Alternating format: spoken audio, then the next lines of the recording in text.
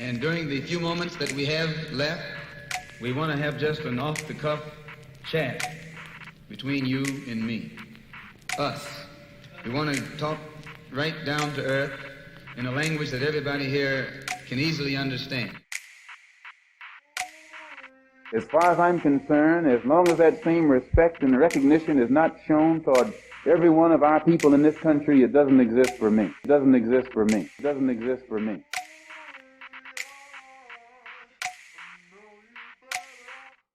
Bismillah, wassalatu wassalam ala rasulillah. Assalamu alaikum, dear viewers, dear listeners, peace and blessings be upon you. It's your boy Moss, and we are here with a second episode that we're recording today. Of course, you guys are just going to watch it weekly or however your podcast listening or watching schedule is. We are recording for the first time on Zoom, and I'm excited and nervous at the same time because the person we are interviewing today is someone I have been following for a long time, someone who is an inspiration in the podcasting scene amongst others, and someone I do look up to as a Muslim, someone who just continues to inspire all around, whether it's for the youth, Muslim or otherwise. He inspires a lot of Black youth in particular, and we'll get into all of these nitty-gritties, but let me just bring him up on. So, for those of you who believe in reincarnation, please welcome to the scholar and the student, Malcolm X. Assalamu alaikum, brother. Wa alaikum assalam. You're too kind. You're absolutely too kind. It's an honor and privilege to be on with you today. Oh, mashallah. No. By the way, this is Momodou Taal, so he does actually go by the handle Young Malcolm on Twitter, or at least he used to. On Twitter only. Okay, on Twitter only. But okay, he removed his glasses, but if he had them on, you'd understand why. Okay, he's putting them back on. Yeah, like I said, Malcolm X, our most high-profile guest until today. We have Malcolm X on our podcast, mashallah. So, yeah. I wish. You know, in all seriousness, I can only pray that I can become, you know, and this is not even, you know, kind of feigning some fake humility. I sincerely believe I can just be a fraction of the man he was. So. Mashallah, mashallah. But brother Momo, there's a lot that we can go over, but why don't we start with your life story from a very cliff notes, or to summarize your story in a way, and it's not going to do it justice. You were born in the Gambia, which for you uneducated people is also in Africa, just like Botswana. So he was born in the West Gambia. Side. West side, but then you were born and raised in the UK. I hope everyone knows where that is. And currently, he is studying at Al-Azhar University, one of the most prestigious Islamic universities in the world. So he's studying for... Is it a degree? Correct. I am, but I just want to correct that. Al-Azhar Mosque, difference between the mosque and the university. I'm studying in the mosque. Okay, all right. Okay, I stand corrected. Yeah. But okay, there's a lot to go through from that already. So tell us your life story in more detail. You also, just like your predecessor Malcolm X before you, have brushed yourselves with the authorities in the wrong way, and so on and so forth, which painted certain pictures in your mind and kind of pushed you to become the man you are today. So without me just insinuating these things, why don't you take it away? Thank you once again. Thanks for having me. I'm truly honored. Just want to salute what you're doing, and I'm a massive supporter of you and this podcast. I mean, kind of talking about my journey. I have a video actually, which is on my Instagram, the Gambian, which talks about, you know, the kind of typical trajectory of the young Black youth. And there's a time in every young Black person when they realize they become Black. They are Black, sorry. And for me, it had certain instances, you know, kind of growing up, watching certain things. My mum forcing me to watch Roots, which is a movie about this transatlantic slave trade beginning in Gambia. So, and from the kind of taking and enslaving of Kunta Kinte, who was from the Mandinka tribe, which my mum is also from that tribe. So two kind of, you know, different instances happening in my life, you know, being arrested at the age of 13, getting in trouble in the law, kind of then kind of being inspired by the election of Barack Obama in 2000, and his election was 2008, but before that his campaign, and then kind of, you know, reading about him, and then I was gifted the autobiography of Malcolm X when I was about 15 or 16 years old, and I first read that, and that kind of changed my life. And then from that point, I've been quite consistent in how I want to kind of tackle racism and become an anti-racism campaigner. Oh, mashallah, mashallah. And how did that inspire? Because I don't think I let this slip. How did all this inspire you to go and study law? I'm also a law grad, mashallah, but then you went and Oh, you okay, studied mashallah. you studied law as well, and then after that you decided to pursue Islamic studies or Islamic Sharia, Islamic law, whatever you want to call it further. How did you do you think that this all had an impact in you choosing to go and study law? And did you ever have an intention to practice law? Um, I had not really wanted to practice law. I mean, the thing is, I've always, to be honest with you, I had a bit of a trajectory shift, if I'm honest. But initially, I wanted to become more to do with an Islamic scholar. To be fair, it was to Hmm. do. I wanted to become an Islamic scholar that deals with like contemporary issues for young people. So I thought, I started practicing by the age of like 16. And then after I started practicing, kind of making my way through, navigating my way through Islamic spaces and, Islamic spaces, I then kind of thought, okay, if I'm going to take this thing seriously, I really have to kind of, invest in myself in terms of Islamic knowledge and kind of, kind of invest in the trajectory which is taking people to become a scholar. So, for example, I kind of, after about 18, I did my law. And to be honest, my degree was only for the fact it was kind of like a cushion. I was like, okay, let me just get a degree just in case all else fails. So my options were law or politics, and then I chose law. So fast forward after law, about the age of 21, end of 2015, 2016, I then moved to Egypt. I spent a year and a bit studying Arabic. I then joined Al-Azhar's secondary school, which is what they call Thanawiyah. I completed the program in a year. I had like a program for foreigners, which was a year program. And then I joined the Al-Azhar Mosque, because Al-Azhar is split into two. You have Al-Azhar Mosque, and you have Al-Azhar University. Al-Azhar University, the only difference is that you get a degree, where Al-Azhar Mosque, you get a ijaza. You kind of just choose I kind of prefer the traditional route, personally. Kind of finishing books cover of different mashayikh. And then I also studied in Markaz Imam Malik under the tutelage of Sheikh Zuhair Qazan, who's from Algeria. And that's kind of my trajectory. If I'm honest with you, I haven't really said this publicly, but I don't think I want to become an Islamic scholar anymore, if I'm honest. Hmm. Purely, I mean, obviously, my Islam will always come out. Alhamdulillah, I'm practicing Muslim. My Islam will always come out in my work and what I do. But I feel like there's enough of those types of people who teach fiqh. There's enough of those people who teach contemporary fiqh. There's enough of those people who teach, scholars are far, we're not in the loss of scholars. We have many people who have graduates of Darul Ulum. Whether you agree with them or disagree, there's many of them.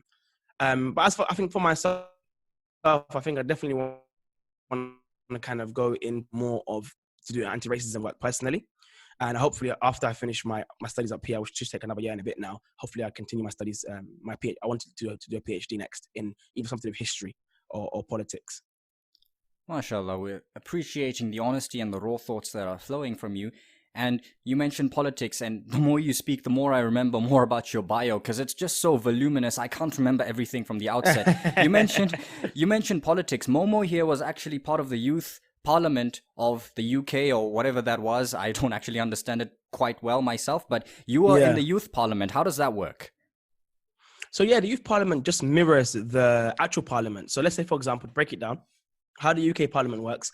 Every single area, every single city is assigned a certain number of MPs, member of parliament. That's and then they vote on legislation. They're divided into traditionally Labour and Conservative, and they vote on legislation and they deal with things from a central government level to a localized level as well. And in further, we have local councils, etc., etc. So the youth parliament mirrors the adult parliament or the main parliament. And in the fact that we have regular meetings, we push issues, we campaign on things, we try and get things done. So, for example, I campaigned on knife crime. So, so my thing was I want to tackle knife crime amongst young people. So then, I kind of met up with different MPs. I went to held different workshops, tried to get funding for different programs to, tackle my cause, which I campaigned for. So you campaigned for it. I was about 15 when I first joined. Again, this was off the back of me being inspired by Barack Obama. I campaigned, and then you have an election, and then I won 2 years in a row. Oh, sure. And then after I won 2 years in a row, and you kind of go to different schools, campaign, get your voting up, and things like that. So that's how it works. Oh, mashallah, that's interesting. And would you say that the youth parliament has any major sway when it comes to pressing issues in the UK, whether it was back then or right now? Do you think that if there is some, like right now, let's say COVID is a hot topic, BLM is a hot topic, do you think the Yeah. youth parliament is fundamental in changing the way we perceive these issues or public perception of these issues when it comes to racism, for example? I think in terms of the public, you're always going to, as a young person, you're always going to have a problem because people are always going to say, well, you know, you're too young. What do you know? Kind of thing. You're always going to have that issue. But what they do have, though, they have the ears of the politician directly. So, for example, the politicians in parliament will more than often rely on members of youth parliament to see, okay, what are the issues of young people facing right now? And then, you know, as you as a youth MP, that's your role to convey the issues of the young people to parliament, to your MPs, and then subsequently to parliament. Oh, mashallah, that's interesting. Now, coming back to the whole point of you going on the route of being an Islamic scholar and then kind of deciding that I don't want to be the traditional imam type or Maulvi type, whatever you want to call it. And that's interesting because if I'm to personalize this and kind of put myself in your shoes, alhamdulillah, I've got a law degree myself right now. Yeah. And alhamdulillah. And before that, I did also want to become an Islamic scholar. In hindsight, and I said this on the episode with Imam Madhar, because I wanted to go to his institution, which is Darul Uloom Zakaria in South Africa. In hindsight, I say, alhamdulillah, I didn't go. Alhamdulillah, alhamdulillah, praise be to Allah that I, you know, the thing about it is that it's not the institution that's bad. It's just a lot of people go there and they come out as something else, as someone who is completely devoid of what makes them, their identity. So, yeah, alhamdulillah, I praise Allah that Allah allowed me to become a law grad, not that I'm necessarily better, and, you know, be comfortable with my identity and go on the journey of faith that I've done. But the passion for learning about Islam or learning about the Sharia and Islamic legal maxims and fiqh and all these things, that has not died down. One of my final year subjects was actually Islamic law.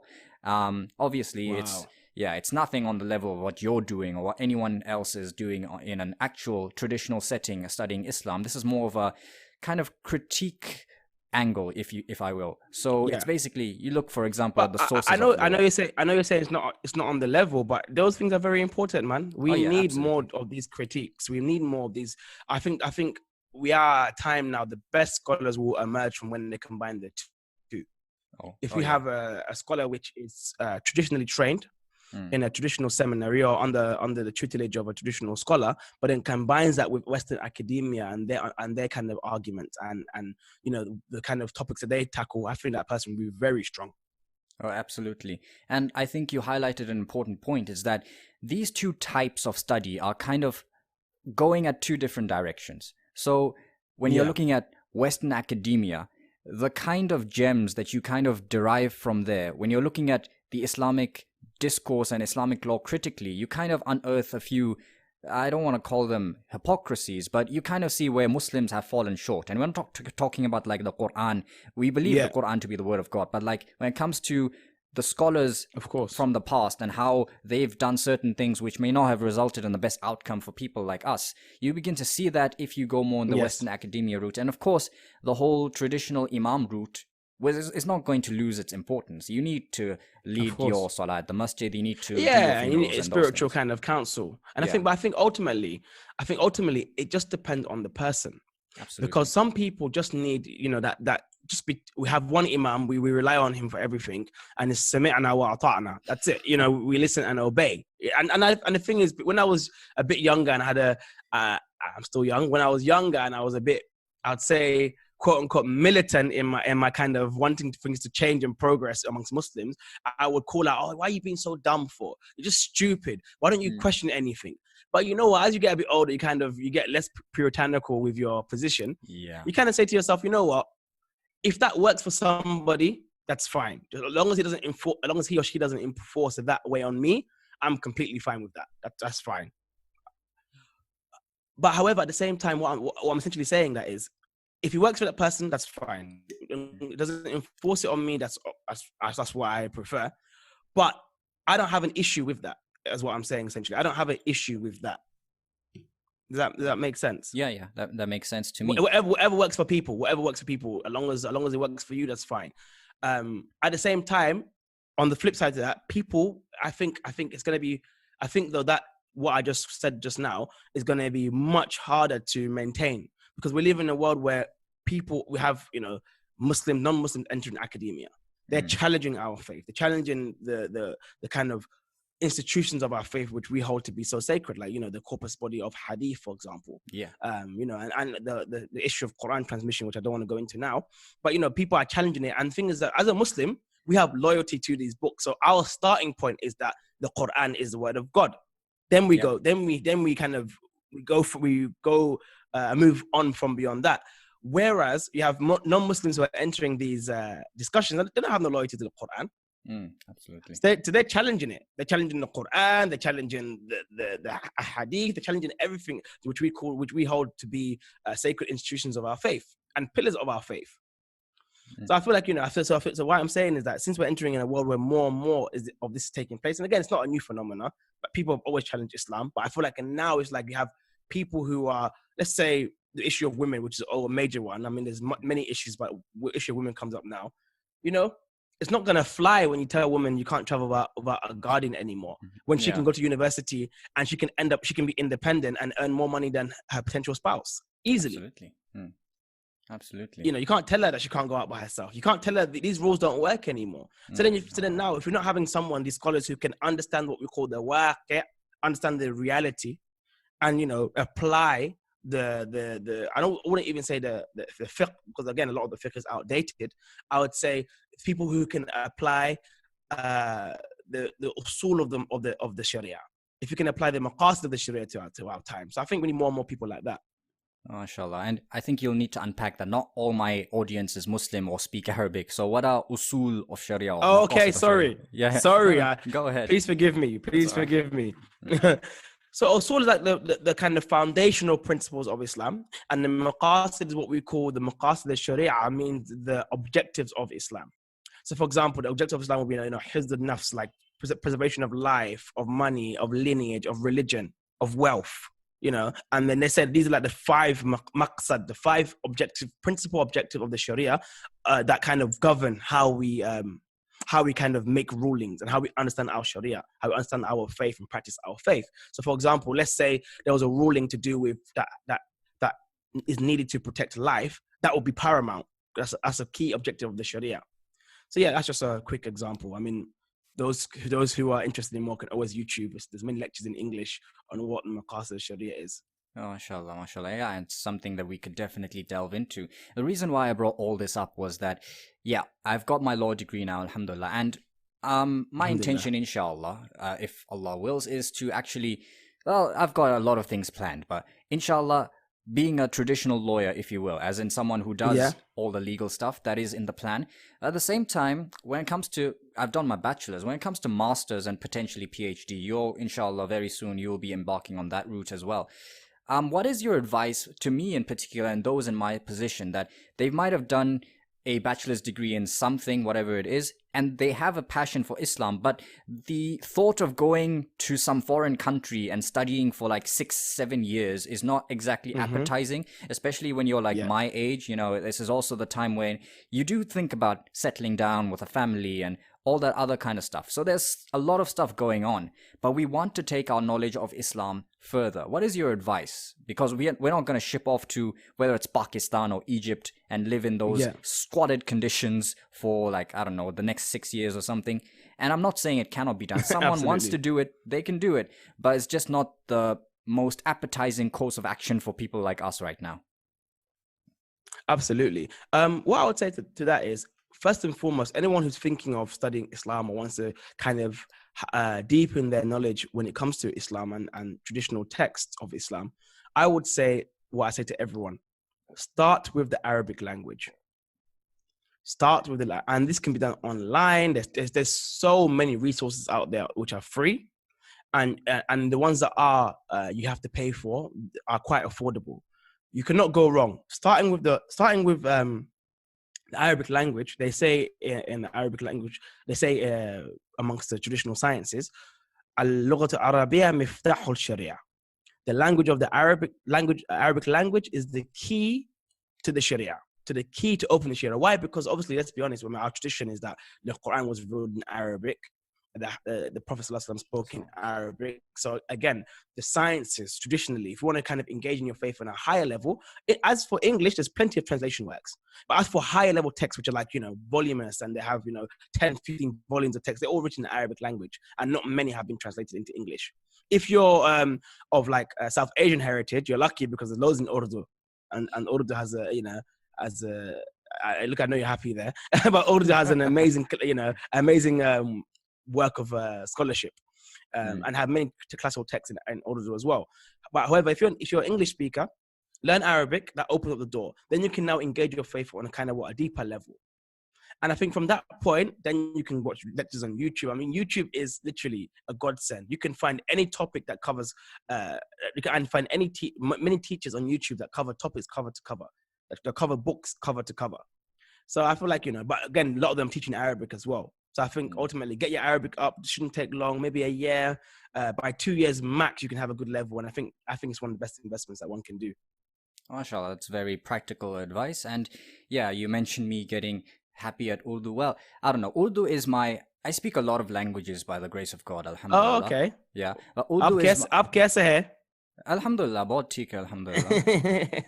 बस थोड़ा गर्मी लग रहा है. But yeah, Urdu is probably my strongest South Asian language, even though traditionally my family is not from that side of South Asia. My dad's family actually hails from the most British part of India, which is Kolkata. So yeah. There's an argument to be made that I'm more British than you, if you want to look at it from that. I would.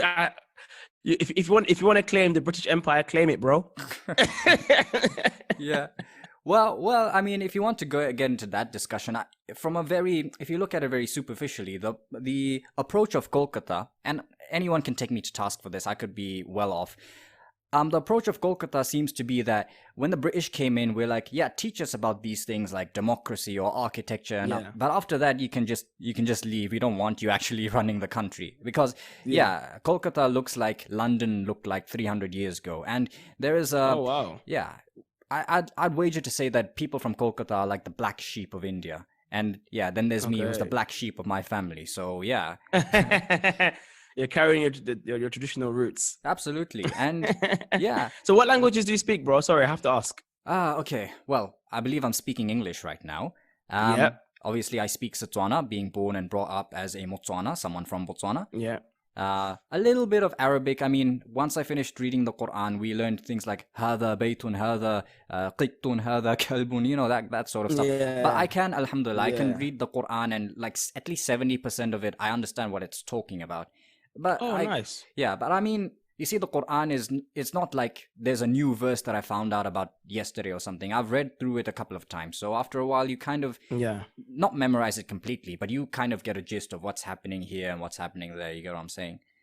And then, moving on, I did do French at school. So that is officially, that's supposed to be my second language. And I even got an A or close to an A star for my IGCSE in French. And I used to write essays in French and all that kind of stuff. And I also wanted to do Italian back then, but there were no resources. I would have been doing it on my own, so I chose not to do it. But I did, well, back then I spoke it a lot more than I do now. I'm a bit out of practice. How many are we at? I've lost count. But yeah, we talked about Italian. Okay. Yeah, we talked about Italian, and then at the moment, I'm in the process of learning Japanese here and there. So depending who's speaking, I could kind of make my way around. So I believe that's 6. That's interesting, because I think we were supposed to get to at least 7 or 8. But yeah, okay, yeah. I went to Sri Lanka for some time, and I did pick up a bit of Tamil as well.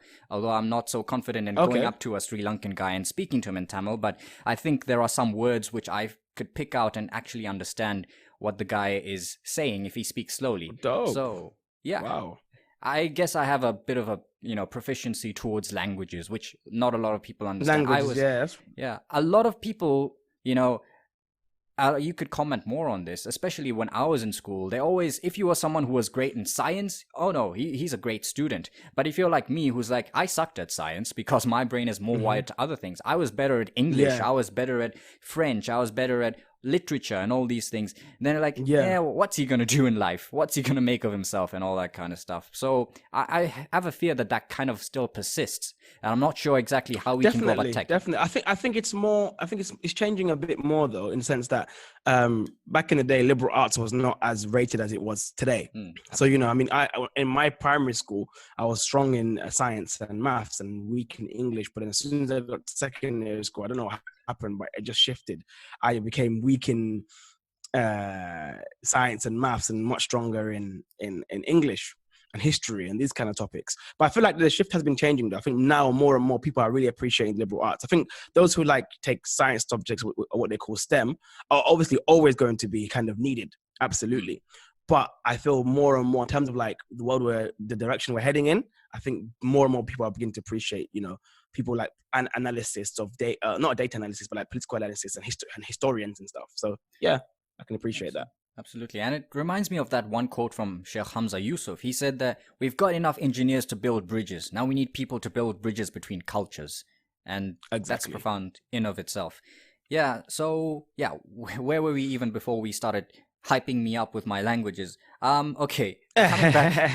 Coming back to the stuff that you do, I believe you mentioned, because I listen to you a lot, and I'm not sure exactly where now that you mentioned this, but you mentioned that you're a born Muslim. That's plain to see. And I think our viewers and our listeners are also convinced as to the veracity of how much you've been studying Islam, the way you've been throwing Arabic around these past few minutes that we've been recording this podcast. I don't think anyone reasonable has a solid ground to actually argue that.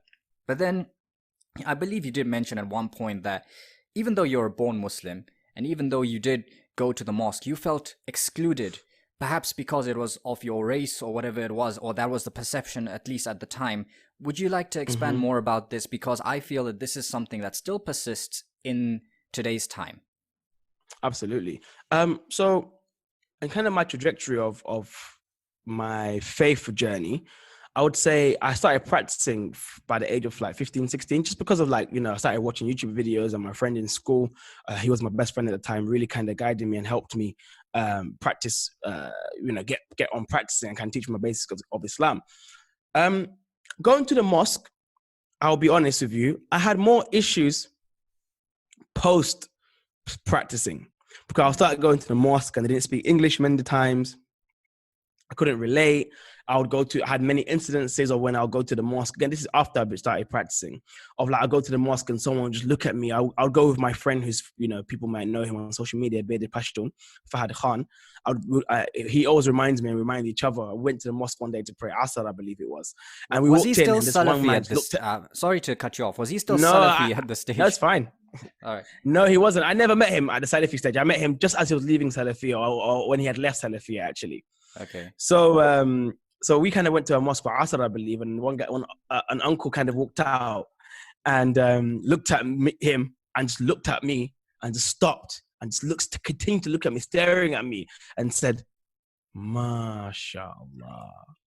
I thought to myself, like, I'm glad you're content at seeing my face, but I don't think it's my face that has caused you to be so congratulatory. I mean, it is a beautiful face, but I don't think that's the reason why. Yeah, no one's gonna deny that. So I think. so I was a bit confused as to what. No, I mean, I wasn't confused. I knew exactly what it was. It was literally, he saw a black guy coming to the mosque and thought, like, even a black guy. Look at. I don't want to put too many words in his mouth, but for the sake of this conversation, I could only kind of guess what would go through his mind. You know, look at this black guy, look at this gangster coming to the mosque and praying, or, you know, he left a life of crime, whatever it may be, all the typical, all the stereotypically black things. So that was a bit, you know. And then the many times you go into a mosque, this is like, and it gets worse because I would be studying Islam full time, or studying Islam quite considerably. I mean, to the point where at least my basics have been covered, my foundational have been covered. I mean, and to a decent intermediate level. I mean, I can, and not just in the madhab which I follow, which is the Maliki school, the school of Medina, but also in other schools, such as, you know, the school of Imam Shafi'i and Imam Ahmad and Imam Abu Hanifa. Like, I know, for example, we do comparative fiqh. You know, what are the obligations of wudu? What are the obligatory actions you have to do before you start your prayer? You know, Maliki is 7, Hanafi is 4, Shafi'i is 6 or 7, debating, and, you know, so on and so forth. And, you know, I've studied this, I've studied to intermediate level, I've studied this to a comparative level. But then I walk into the mosque, post me starting studying, and then people will say things like, brother, salam alaikum, wa alaikum salam. Can I show you how to make wudu? Would you like to learn how to make wudu? And the thing is, I could understand if you saw me making a mistake in my wudu. I can understand that. If let's say that's natural, that's what you call a nice person. But you literally just saw the way I looked, and let's be honest, I mean, I don't look like an alien, so the only thing that you can see is visible is my skin color.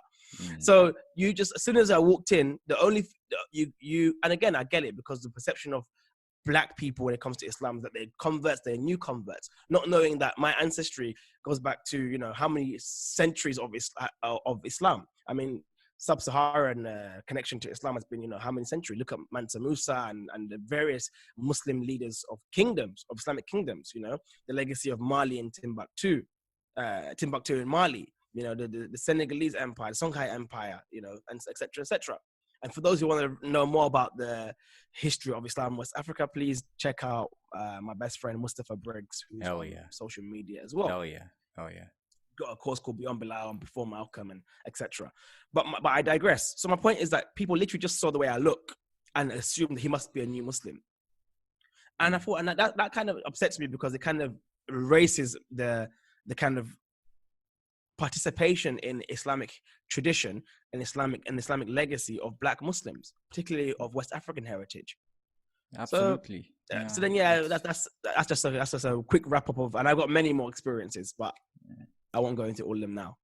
And you mentioned, rightfully so, that Islam has been in West Africa, arguably, I don't even think it's an argument anymore. It's been in West Africa longer than it's been in the Indian subcontinent, which is where many of these people hail from. So, I mean, it's just so disheartening when you look at it from that perspective. Now, linking this back to the work that you do, you speak out a lot, and rightfully so, about white supremacy and all these, the institutions, how they've been structured in a way that does not favor people of color. Would you go on to say, and this is a very bold claim, that there is a sort of parallel system to white supremacy in the masajid, whether you want to call it Desi Supremacy or Arab supremacy of a kind, that if you, like yourself, you're West African, so you can just shoot your dreams down of ever being the chairman of the masjid committee or whatever it is, because you ain't Desi or you ain't Arab, even though you've studied Islam arguably at a deeper level than any of these guys. But no, because you don't have that appearance, then you ain't making it, mate. So do you think this is a parallel system, or one that is akin to white supremacy and all these things that you do speak out against on a daily basis? I think yes and no, in the sense that anti-blackness is a global phenomena. I mean, I don't think there's almost, I would argue that almost every corner of this earth, almost, not all, almost every corner of this earth has some kind of and it permeates society within Africa as well. We know, and in South Asia, we see how lighter skin is praised, how there's products to lighten your skin in West Africa and South Asia. We see all these things. We see amongst people in I'm sure many of the listeners here will hear it in their own families. If you want to marry a dark-skinned person, how it's viewed to marrying a light-skinned person. These things are all very well-known phenomena. But what I would say when it comes to the masajid and the Muslim community, there's definite internalized anti-blackness, which I believe, not in totality, but a part of it is a legacy of white supremacy as well. So we know, for example, a lot of these people who go on to perpetuate the same notions of anti-blackness are colonized people. And what happens is that, you become like, when it comes to colonized people, a lot of the time you engage in a kind of Stockholm syndrome with your colonizer, where, you praise your colonizer, even though he's been the subject of so much torment and destruction in your life and your ancestors' life. You become some weird attachment, so you end up praising them. You end up internalizing an inferiority complex to yourself. So again, and then what happens is that you project it. So anyone who looks like that or resembles that thing that you have an inferiority complex to, then becomes subject of your praise. And the further away you get from that is less deserving of that praise. So the white man is the pinnacle of all things good in the world. The white man is the pinnacle of all advancement and progress and you know, you name it. Whereas, you know, the people who are furthest away in terms of hue from this person is less deserving of that praise and you know, equated to being backwards and you know, primitive. Yeah, absolutely. And it's interesting that you bring all this up, because this brings me now to a question that I wanted to ask you, even if we were not going to do this podcast. What does it mean to be black? And let me put some historical context as to why I'm asking this question, because once again, for myself as a citizen of Botswana, someone who is born and bred in Botswana, who has a personal attachment to this land, whether you call it patriotism, whatever else you want to call it, as opposed to, I'm never going to be attached in the same way to India, where my father's family originates from, and all that kind of stuff. So what does it mean to be black? Because I'll tell you a story. Once upon a time, we were in high school, and let's just say there were three of us. It's myself, my other Muslim friend, who is also of a South Asian background, although he's a bit darker skinned than me. Actually, most people, until this day, some people still think I'm a white guy, and I don't know if that's coming through with this camera angle, but people literally think that I'm white. And maybe when I speak English with this, what they call a London accent, you can refute me on that. Yeah, when I speak English like that, they think that, oh, he must be white and stuff like that. Anyway, so we were three people, and we were in high school. This is like, shall we say eighth form? Is that, wait, what do you call it? First form, yeah? Or second form? Eight. Yeah, grade 8, whatever, yeah. So we were having this, not a conversation. We just finished playing soccer. We were just chilling outside the class. And then I don't know how we got to that point, but this guy, he's black. He turns to my friend, like, who is also South Asian, but like I said, darker skinned. He turns to him and says, man, you're literally white. And then he comes to me and he's like, you're practically black. And what he was trying to say is that the way we carry ourselves and the mannerisms that we've adopted, the culture, if you will, the way that guy, until this day, the way he conducts himself, you can say not that he has derogatory attitudes towards black people, but certain things that white people do, if you want to call it posh and all that kind of stuff, he's kind of internalized that. That's how he lives his life. Whereas myself, I'm kind of on the other side of the spectrum, where I've kind of internalized the culture that is synonymous with black people. And even when I travel, if I'm going to a conference, I don't seek them out, but somehow it's the plan of Allah. I will always be more attached to people who are of African descent, whether they're African Americans or people from other African countries. I just find them more relatable than, I don't know, hooking up with someone from Pakistan or someone from India and all that kind of stuff. So what's your perspective on this? Because even as recently as like a few weeks ago, I went to a traditional Setswana wedding, right? Where, okay, my friend, he wasn't getting married, it was his cousin or something. He's not from a Muslim family. He became Muslim later on. So this is a traditional Setswana wedding. And I also just attended out of courtesy. And, you know, the elders there were surprised that, who's this white guy? How does he speak our language so well? And I'm like, well, I don't know what I'm supposed to say to that, but I'm a Motswana as well. I also speak Setswana, so it is what it is. And funny enough, they actually, after I left, I found out they were asking, so is this guy married? He must marry one of our women as well. So, I mean, you've got that angle going on. So what I'm saying is that there is that element of me identifying with blackness, with black culture, and other people being absolutely accepting of it, and who will gladly point out that I fit in more with black people as opposed to others of South Asian descent and so on and so forth. However, I also acknowledge that because of my light skin color, as you rightfully pointed out, and because of maybe my accent, there is plenty of leeway for me to be confused for an actual white person, which opens the door for me to accessing white privilege in that way. So perhaps you would like to unpack everything that I've just dumped on you. Where do we start with that? I mean, you've given me so much to unpack. I think ultimately, the definition of black depends on where you are, if I'm honest with you. So, for example, we have to understand, prior to the emergence of Europeans on the continent, there was no such thing as black. Exactly. because black only becomes a term or an identity when it encounters the other. So prior to the emergence of Europeans on the continent, we were the demarcating lines of which we come to know ourselves and know others were our tribes. So Absolutely. I'm not too familiar with Southern Africa as I am with West Africa, but I know, for example, we had the Mandinka, and then you have the Fulani tribe and the Wolof tribe, and this is how we come to demarcate ourselves and distinguish ourselves from each other. Because what's an identity? Identity is what it only becomes manifest when you encounter something different to what you are.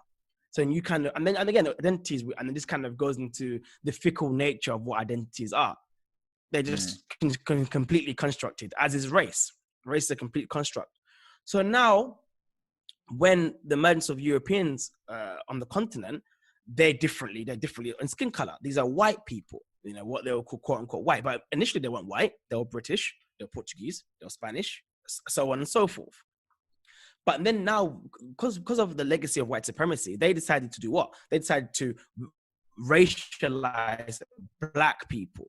And these people are, you know, disregarding tribes, culture, ethnic ties, everything. It's just, these are just black people, and we are going to enslave black people.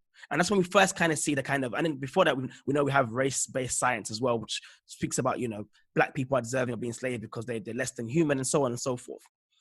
Now, fast forward to again, that's like a very brief history lesson, which can be spoken so much about. And I recommend, if everyone's interested, read Akala's book, The Natives, which goes into this a bit more.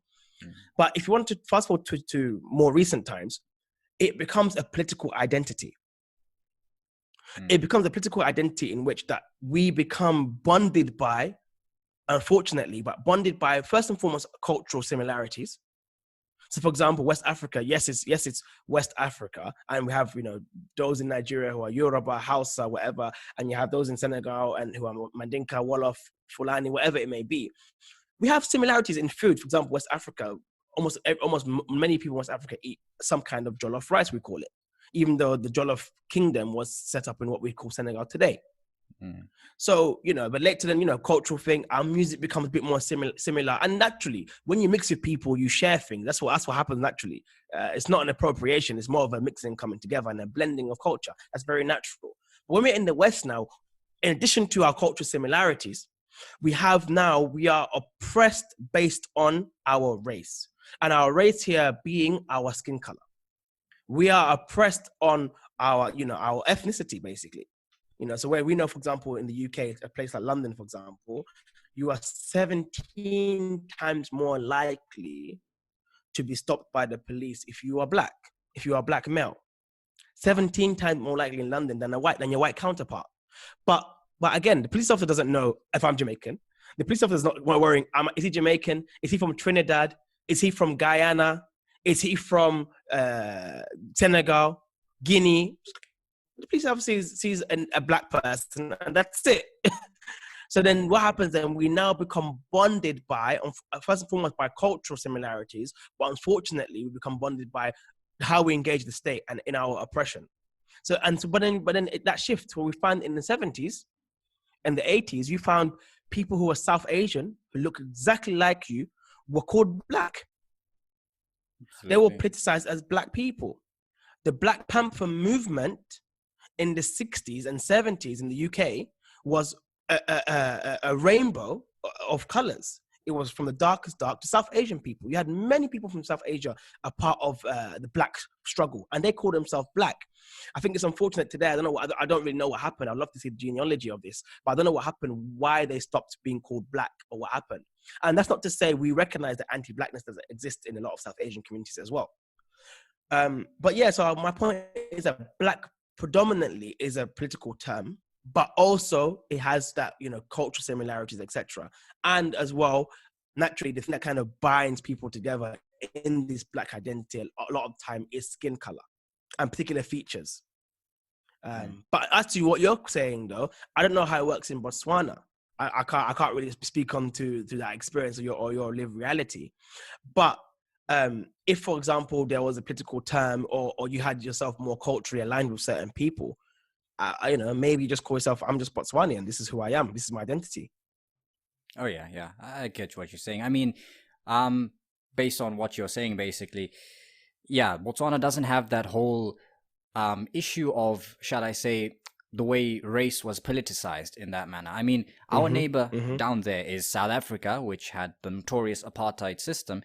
And what we were doing Yeah. while that was going on is that we were actually housing apartheid criminals. So, these went Wow. on. People like Nelson Mandela and his contemporaries, many of them did find refuge in Botswana and all that kind of stuff. Wow. So, yeah, that's us.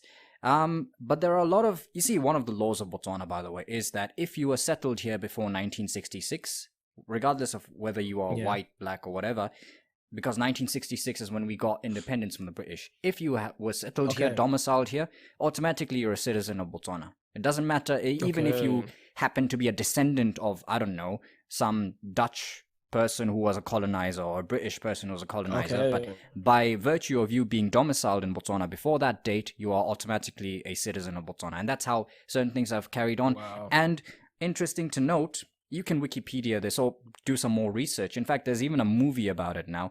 Our first president, Sir Seretse Khama, one of the reasons why he was so infamous amongst the British is that he got married to a white woman, a white British woman. And Oh, wow. yeah. So that was number one, not accepted amongst that whole colonial system for obvious reasons. And obviously, when he came back home, it wasn't the most welcoming thing when he went back to his tribe, and they've got their notions of what marriage is supposed to be and so on and so forth. But he ultimately became the first president of Botswana, and his son,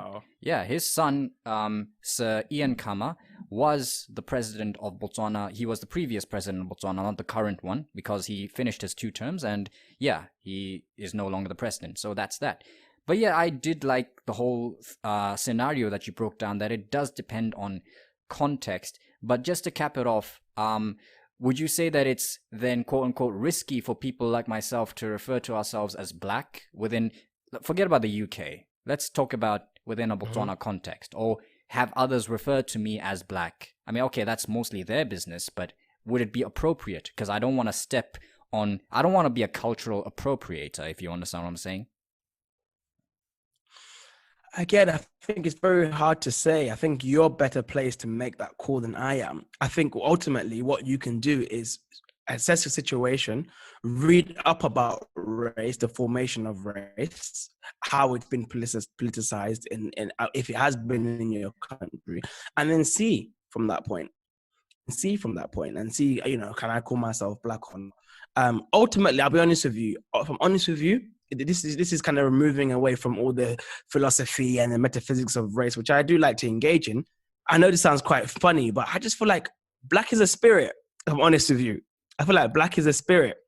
If I look at the traditions and cultures, and while we know Africa as a continent is so diverse in its culture and so beautiful and rich and magnificent, there's like almost a thread underpinning a lot of these cultures, which is like a spirit. I mean, if you go to like, our relationship with music, and we hear it, black people have rhythm, for example. We hear it. Black people can dance on beat to music, Absolutely. We have a tradition of storytelling. Is a lot of time in Africa as well. So I kind of, again, not kind of diminishing the role of all these analyses that take place on, the formation of race and metaphysics of race. But ultimately, for me, I always start with, I think black is a spirit, personally. Oh, mashallah. And I think maybe our conversation in however many minutes that we've been engaging is kind of a testament to that, the way we've been getting along. And this is the first time we're actually speaking properly face to face. I mean, I've been sending you voice messages here and there, but this is the first proper conversation that we've had, and we've honestly taken it out of the park, alhamdulillah. And if we're just going to focus or zero in more about all the stuff about white supremacy and the institutions that are not so favorable towards black people, and by extension other people of color, a lot of people I see, especially perhaps within our age group, are disillusioned by this. Like, as soon as you say white supremacy, they kind of like switch off. They're like, no, liberal snowflake, blah, blah, blah, blah, blah. And I'm not saying that necessarily conservatism makes better arguments, but there is also, how do I phrase this properly? if you look at the left or the extreme left, Yeah. they've also got some absolutely ridiculous wacko ideas which don't gel well with people in general. And Yeah. they oftentimes, what happens is that they don't want to go to that extreme, but they find themselves moving towards that extreme. So then when it comes to white supremacy or institutionalized racism, they just switch off. What's your solution to this problem? How do we get over this hurdle? I think it really depends. I do believe in transformation of people. I think when we look at the legacy of Malcolm X, we know that transformation is very possible, and I feel like Malcolm X embodied the sunnah of the Prophet Muhammad sallallahu alaihi wasallam, peace and blessings be upon him. In that, he transformed people, and that's what I want to do. But however, I think you can only do that to people who are willing to listen. Like, you can't come and waste your time for decades trying to convince people of your humanity first and foremost, because people who are on the far right have made a decision. These are choices. These are absolute choices. You made a choice to engage with xenophobia. It's not a passive thing. Those who are like have genuine concerns or have like who are a bit just maybe just have an issue with adjusting to the world today, which I think can be debunked. But I think those people you can reach out to and talk to. But I think ultimately, I feel my only advice to people who are on the left and the right is just don't be so dogmatic and be open to being wrong. And don't take your position to be an ideology. This is from both sides. So whether you're going to be like the extreme leftist people, how are you going to categorize that, or those on the extreme right? Again, the minute you take things as dogma, you shut down reason because you become entrenched in your own view. And I think for me, that's a spiritual disease, because what you're essentially saying is that I must always be correct. I don't know. But if you're open to learning, I've been open to engage with so many people and discuss, even no matter how triggering it is for me. If I can sense a sincerity there, then yeah, of course I'll engage with you. Sure. But at the same time, we have to understand that racism will not be defeated without white people being on board. That's just a fact. Oh yeah, absolutely. So the thing is, and I think the thing is, what's beautiful about the BLM thing recently is that now the call is no longer saying it's no longer sufficient to say I am not racist. You have to say I am actively anti-racist. Absolutely. And again, if you don't want to do that work, that's fine. Then move aside. Just don't obstruct people who are doing it. And again, as well, I think it's very important. I don't know if you have many white listeners, but what I would say is that it's not about being. I'm not trying to engage in or witness the self-flagellation of white people. I don't want to see you beating up yourselves and saying, "Oh, I'm white. I'm so sorry." No. It's okay. It's okay. You were not your great grandparents. You were not those people. I'm not trying to be someone that blames you and think you're the worst person in the world. No. What I'm saying is that there's a system in place that you still continuously benefit from. That system was put in place which advantages you and disadvantages some. That system in place was the financing of many of these systems, and many of the privileges that you enjoy were off the backs of people who look like me. So my point is that forget the ism, forget white supremacy, forget patriarchy, forget Marxism and the isms and the schisms. Just be a decent human being first and foremost. Be a decent human being committed to truth, justice, integrity. Have these as your principles, and if you strive for a better standard of character, then you would see injustice in the world and talk against it. MashaAllah, that's very, very profound. And you see, the thing about white supremacy and all these isms that have been entrenched in our institutions is that it's not necessarily something that I can explain to someone who doesn't believe in this in 5 minutes. You have to do a lot of reading. And in fact, this past December, with Blinkist, which is one of those, I think you've heard of it. It's got summaries of audiobooks basically. And I went on and they had a free trial going on. So I went on a reading spree. I read everything from the autobiography of Malcolm X, which is obviously a must, all the way to contemporary works from people such as Ibram Kendi and what have you. Yeah. So once you have done a lot of reading and then you begin to see what exactly people are asking for. It's not just, oh, white people are bad and white people deserve to disappear from the face of the earth, because I think that's how some people construe the whole thing. It's not as simplistic and reductive as that.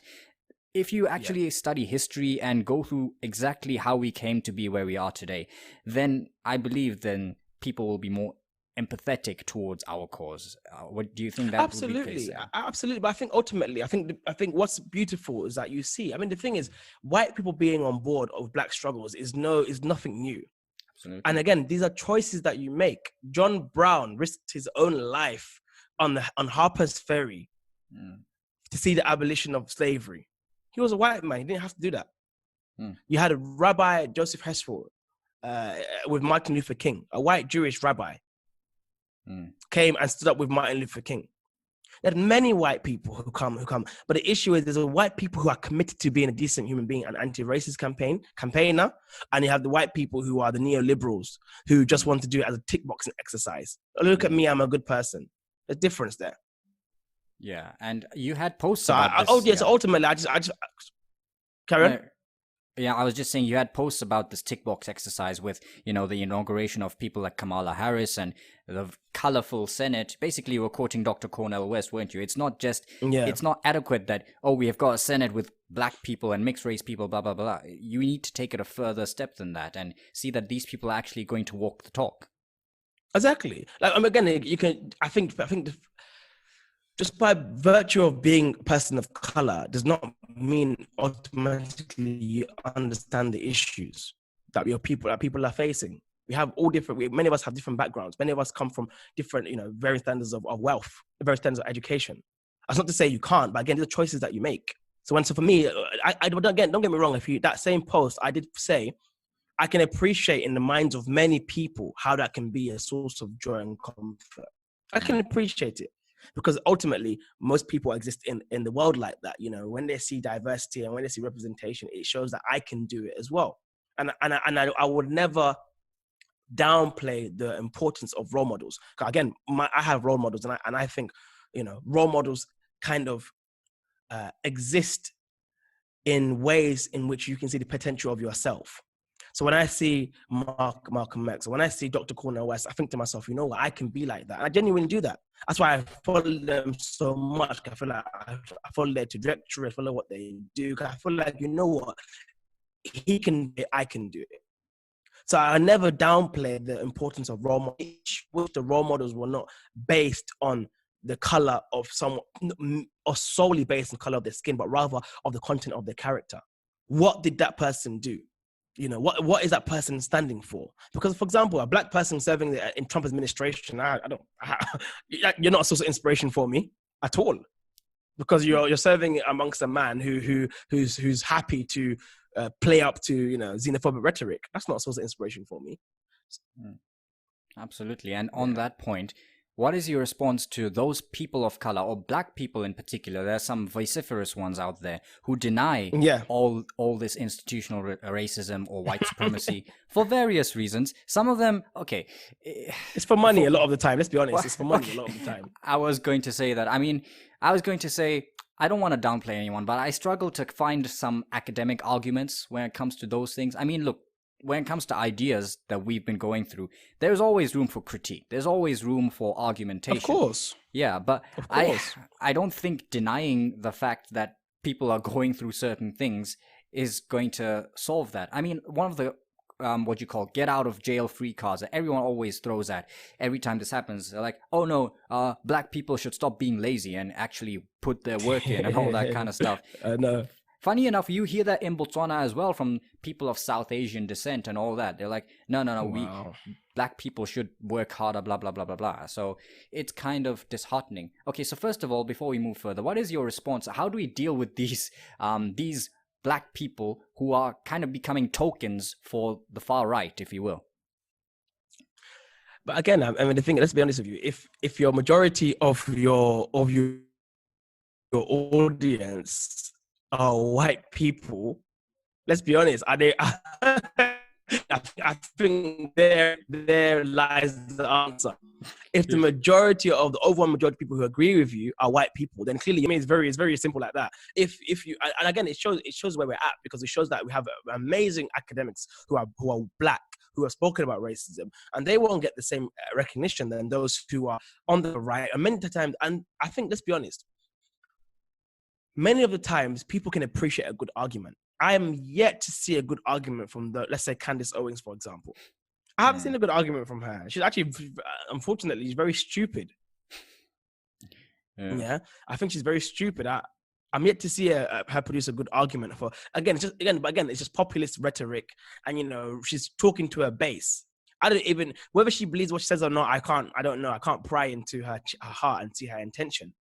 But ultimately, I'm not really, I'm not really impressed by anything that she says. Personally. Yeah. But again, if as back to answer your specific question, these people have been deconstructed time and time again. Malcolm X spoke about them, these kind of people. W.E.B. Du Bois spoke about these kind of people. We have the legacy of the Black radical tradition has spoken about the archetype of these kind of people. So again, the literature is there if people want to read it. But ultimately, my standing point is that if majority of white people agree with you as a Black person when it comes to issues of race, you're doing something wrong.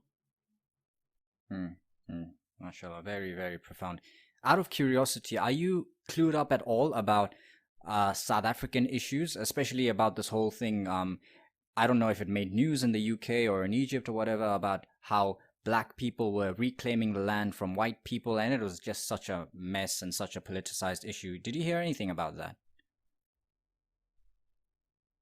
Yes, I heard of some. Funny enough, I said that. I heard about this recently again. So, but I'm not too clued up about it. But I know I believe there's like a political party that's been set up, isn't it? That's talking about reclaiming the land from white people. Well, okay, that's that. But it's actually been happening over the last. Okay, maybe not so much with a virus running around, but let's say 2018 onwards, or at least 2018 is when it became like very visible. So very similar to what happened in Zimbabwe, with under Robert Mugabe and all that kind of stuff. In a way. So obviously the argument here is that when white people or the descendants of colonialists or settlers, whatever you call them, that's basically white people in South Africa right now, right? I mean, they are descendant from those people. So now when they came in and they took land from the natives, whoever the natives were, the various tribes, obviously the way natives formulate what land is very different to the English concept of a lease and a title deed and a registry and all that. So first of all, there's that conflict. Okay. Yeah. Second of all, obviously they didn't go that route either. They didn't go the legal way. They just took it. That's not an argument. I mean, we know that they were colonizers, they were settlers. So obviously they displaced the natives and all that kind of stuff, right? Yeah. So now the argument after all these years, now that South Africa is an independent republic, is that the land rightfully, and I may be simplifying this, so if someone else wants to engage me on this or wants to hit up Momo, please do. The argument is that this land is rightfully the property of the natives or the Black people. So it is in a way being forcefully taken from the white people, and it's a mess in the sense that a lot of white people, obviously, the rhetoric that comes out of that camp, and how obviously that's also understandable that they feel that their rights are being taken away and they are also being left without homes and all that kind of stuff. But they've got enough money to, like, I don't know, ship out of the country as well. But I'm not saying that they necessarily have to do that. So when it comes to issues such as these, I understand that neither of us are necessarily experts because we're not South African. But what is your first reaction when it comes to things such as these? Because, yeah, we understand that the land was taken away in an improper manner. But at the same time, the white people are human too, so I'm not saying I support them, but it's understandable why they would react in the ways that they do react. Immediately when I think of that, I think of the hypocrisy of the world that we exist in. Because when slavery was abolished by Britain in the beginning of 19th century, it was the compensation given out for damages and losses was paid to who? Not to the enslaved people, not to their families. It was paid to the British white slave owners, who of which today owe a lot of their wealth to the British, who owe their wealth now from slavery. We have so many politicians. David Cameron, our former prime minister, he owes a lot of his wealth or his privilege in society off the back of his family, who his sixth great grandfather who owned slaves. So, and then that debt, which was given out by the British government to compensate for the losses of the institution of slavery when it was abolished, was only paid off in 2015. Oh. It came to an end in 2015 was when it got paid off. So what does that mean? I got my first job in 2010. That means my taxes were paying for the compensation of slave owners. Yeah. Haiti, when Haiti rose up and in the most beautiful way, in a slave, one of the most, I think it's the only successful slave rebellion in the history of mankind, I believe. The revolution of Haiti, and they took out and they kicked out the French, and and again, it's interesting you said that, by the way. On your point, just kind of backscaling, when Haiti established itself as an independent country, after killing the slave owners, there were Polish people who were fighting amongst them. They were white Polish people. They said that from this day on, it's in their constitution, that even the Polish people became Haitian, became black, by the way, because they were fighting in the same struggle. That's just a point of history. France taxed Haiti so much that Haiti still feeling its crippling effects from today, for paying back for their losses of them engaging in an inhumane practice. So I'll be honest with you, I don't have a lot of sympathy for the people in South Africa, because again, I don't. When I look at the history, it means that as a black man was paying the taxes, was contributing to the purse to reimburse slave owners. Same with Haiti. Haiti's crippling economy right now. The reason why, we know the world had devastation of Haiti in terms of natural disasters, but the crippling effects have been felt because they had to pay back France for their loss of earnings. So I'm sorry, man. I'll be honest with you. If you amass the wealth through enslavement or through wiping out certain types of people, and those people, and the sense of the people want to take it back the same way, that's how I think it's fair game, for honest with you. All right. Understandable. And if anyone wants to take up Momo on this, Momo has his own podcast, by the way. At the moment, the Malcolm Effect is really taking off. What happened to the Muslim Millennials, by the way? Or are you just putting that on pause? Not even just on pause. I just feel like my shift has changed, but it's still there. It's got a platform. It's built up. If maybe we can talk after. If you want to take it over, I'm more than happy to hand it over. Oh, okay. That's an interesting proposition. We'll see what happens. We can talk about it. Yeah, mashallah. But mashallah, Momo, we've been going on for a little over an hour now. We've been everywhere in this conversation. We've been to West Africa. We've been to the States talking about Malcolm X. We've come back down to South Africa. We've talked about a lot of topics. To conclude, maybe we should just put it back on a smaller scale. A lot of us, myself included, a lot of other people who may be black or non-black, they experience not necessarily racism, that's one thing, but they see microaggressions coming from their family members on maybe a daily basis. In my example, case, for example, I remember as early as maybe, let's say, last year sometime, well, actually it wasn't last year, let's say two years ago, when Robert Mugabe had just passed away, whenever that was, and ZANU-PF was still running Zimbabwe, right?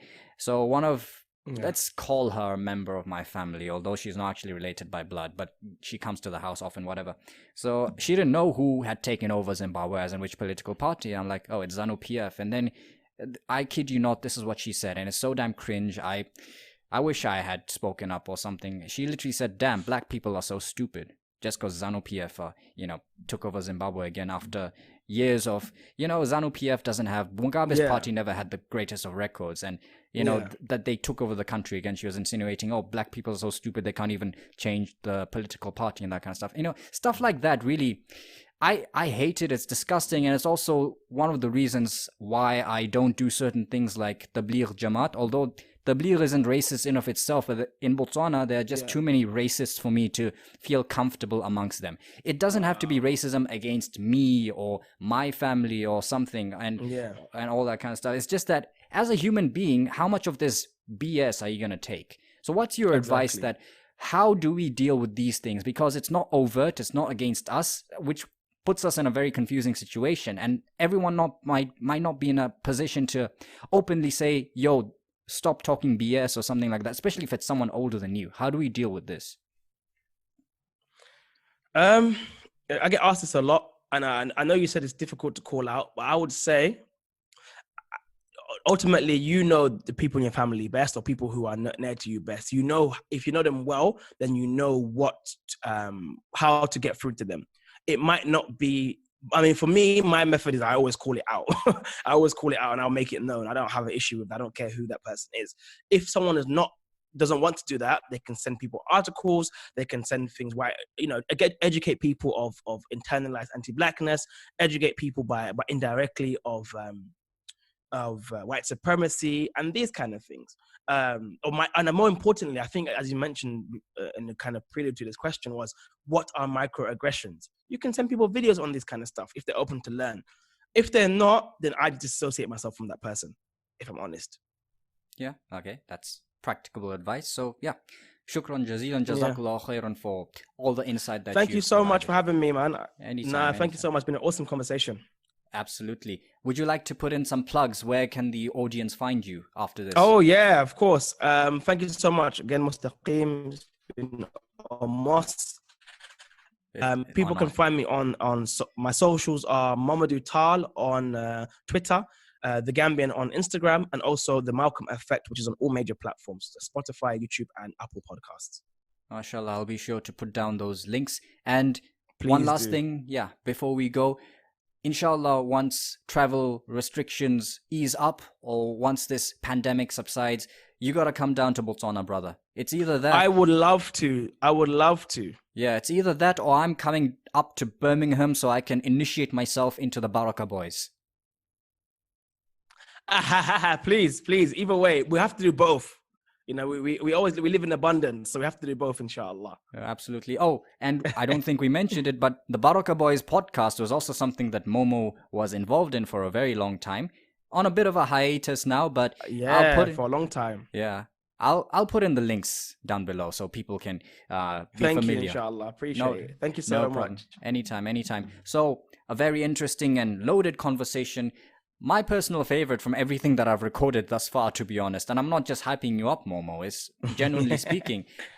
We had such a great conversation. We related on many aspects. So very enlightening. I'd definitely like to continue all these things in person. And like I said, initiate myself into the Baraka Boys, amongst other things. And Inshallah. So for all the listeners and the viewers, we hope you had a great time listening. We hope you learned a lot of things, and we hope this definitely encouraged you to go further your education in regards to these issues. Remember to always read with an open mind, and even if you come to conclusions that are different from ours, no problem, as long as you can proudly say that your decisions are informed ones. So this has been myself, Moss from Botswana. We've got Momo sitting all the way in Egypt. It's the same time there, but we're about to go do other things as well. So once again, Momo, Jazakallah khairan. Thank you very much for coming on. Shukran jazilan. And thanks for having me. Anytime. It's been an honor. And to the viewers and the listeners, thank you for lending us your ears and your eyes. And have a great one. Keep it halal. Keep it easy. And until next time, Assalamu alaikum wa rahmatullahi wa barakatuh. Peace. Well, you reached the end. Well done. I guess I'll give you a little bit of a prize by reminding you to like, share, and subscribe to our relevant channels. Follow us on all our social media platforms. If you're using Apple Podcasts, do leave us a 5-star rating. And if you think we've earned it, we'd appreciate a one-time donation on Ko-fi or a longer pledge on Patreon. Until next time, stay blessed. Assalamu alaikum.